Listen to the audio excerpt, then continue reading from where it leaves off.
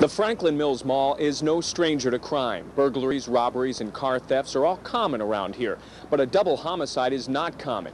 And this crime has people in these parts shocked and scared. Removing lead from a home can be a dangerous process in its own right. The dust that's created can pose a serious health hazard to the home's occupants. So a lead-safe home, such as this, provides a safe place for families to go while their own homes are being rid of dangerous lead. Local Catholics and the Sisters of the Blessed Sacrament are obviously thrilled that Blessed Mother Catherine Drexel is close to sainthood. But there is one unexpected down-to-earth problem that has come about since the Pope's announcement. Where to put all the cars? The price of filling up keeps going up, and it looks like it's only going to get worse before it gets any better. Gasoline prices have shot up 60 cents a gallon from this time last year, and prices could rise even higher to as much as $2 a gallon by the summer. With the higher gas prices, people are definitely feeling it in the pocketbook. It's tough. I'm getting married in a month, and it sort of infringes on my weekly budget. But I'm hanging in there. Just a couple times I get the higher price gas, and then you know, a couple other times I just go with the regular stuff, and we're surviving. Okay, so we all know the prices are going through the roof. The question is, why? Mike, the first thing I want to say is that most of the time we live in an environment that is well supplied with product. This is not one of those times. As you well know, OPEC, in March of last year, decided to cut production. And when they cut production, this has a direct impact on the price.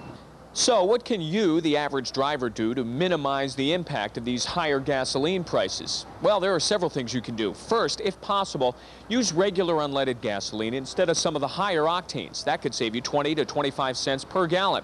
Also, make sure your car tires are properly inflated. And there are some other things that can help. The way you drive is important. Accelerate slowly. Don't accelerate fast between lights and jam on the brakes. Keep a steady pace. Does wonders for the gas mileage. Maintenance of the car, very important. The tuning of the engine, the lubrication of the engine. Check that oil level, maybe each tank full of gas that you purchase. OPEC is scheduled to meet at the end of this month, and many analysts expect that they will increase oil production. But it will still be some time before we see any relief at the pumps. So if it's drive you must, then keep that wallet handy.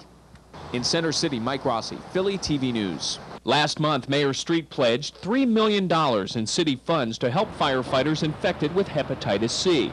The mayor said he wanted the city to help the infected firefighters and their families first, and then determine whether or not hepatitis C was an on-the-job hazard for firefighters. What I want to do right now is make sure that there's no stress associated and anxiety associated with whether or not they're going to be able to, you know, have their medications, and then, you know, we'll get to some of these other questions.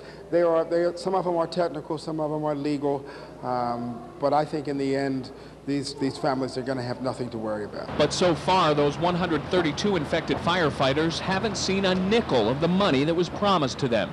And that has the firefighters union wondering if Mayor Street's pledge was just a public relations ploy.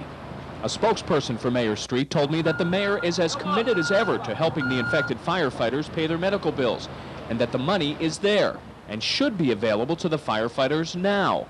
But the money seems to be tied up in the city's Office of Risk Management, which is looking at how many firefighters were infected and if, in fact, they were infected on the job. So while the legal maneuvering goes on, the firefighters continue to wait for their money. But unfortunately, their treatment can't wait, and that treatment is very expensive. So the firefighters themselves are left to pay part of that expensive treatment out of their own pocket. And their union says that's just not right. But they have to get the medicine in 3 months' supplies, and the copay on that is around $826. So you're talking about guys that are putting kids through school, kids in college and everything else, mortgages, and they have to put $800 and some out of their pocket. That's a lot of money. So the union and the firefighters wait patiently for the money, or even some answers from the city, and they go about their business of protecting our lives, all the while wondering who's looking out for them. In Center City, Mike Rossi, Philly TV News. Another day, another construction project on a major Philadelphia area road. This time, PennDOT is starting work on I-676, the Vine Street Expressway in Center City. But this project is different from most others. Here, PennDOT won't just be paving the road.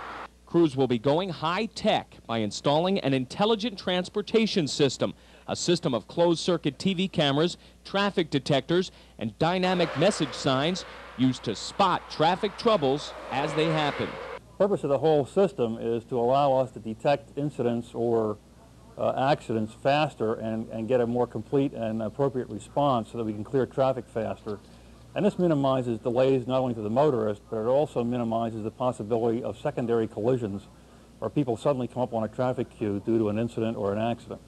PennDOT currently has 20 of these cameras located on I-95 and the Blue Route. By 2003, they expect that number to rise to over 200 cameras located all over the Delaware Valley.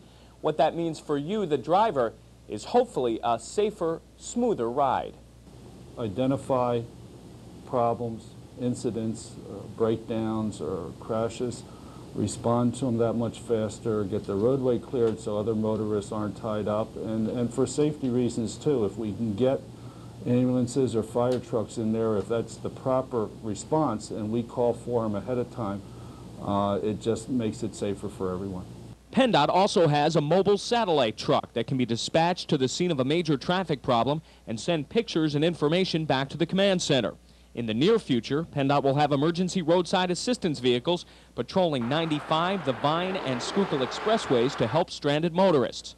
So as you cruise along Philadelphia area roads, keep in mind, Big Brother PennDOT is watching. In King of Prussia, Mike Rossi, Philly TV News. When you call 911, you expect a properly trained medic from the Philadelphia Fire Department to respond. But over a 2-day period last month, untrained personnel from a private ambulance service were dispatched to handle some emergency calls that came into the city's 911 system. Today, District Attorney Lynn Abraham announced the arrests of 4 people, including former 911 operator Julia Rodriguez and 3 employees of the CareStat Ambulance Company of Langhorne in connection with a conspiracy ring that diverted 911 calls from the fire department to CareStat. The charges stem from several incidents, including one on February 11th here on Schiller Street in Kensington. According to the district attorney, Julia Rodriguez received a 911 call from this house where inside 65-year-old Ralph Beswick had collapsed. But instead of sending the fire department, Rodriguez sent the private ambulance company instead. And by the time fire rescue arrived at this location, Mr. Beswick was already dead. District Attorney Abraham says Philadelphians place faith in the city's 911 system and the men and women who man the department's 37 rescue units. According to the DA, that faith was breached. Nobody wants to call 911 and only to learn later on that some strangers in a private ambulance pulls up to their house instead of the well-marked and the traditional fire department rescue squad. Rodriguez's attorney says his client, who worked part-time for CareStat and was studying for her EMT license, was not trying to harm any of the 911 callers, and says Rodriguez herself may be the victim of poor training by the fire department. So maybe we have a situation here, as the district attorney alluded to this morning, where Ms. Rodriguez wasn't properly trained and didn't realize what the parameters of her function were. And maybe some other people should now be called to task for what occurred here and not have my client be the sole scapegoat for what occurred. Rodriguez and the other suspects face conspiracy, bribery, and numerous other charges and could have faced murder charges. However, the family of Mr. Beswick had his body cremated just days before the investigation. The DA would not say whether she believed other 911 operators were involved in similar schemes, but says these arrests should serve notice that the 911 system still needs to be monitored. In Center City, Mike Rossi, Philly TV News.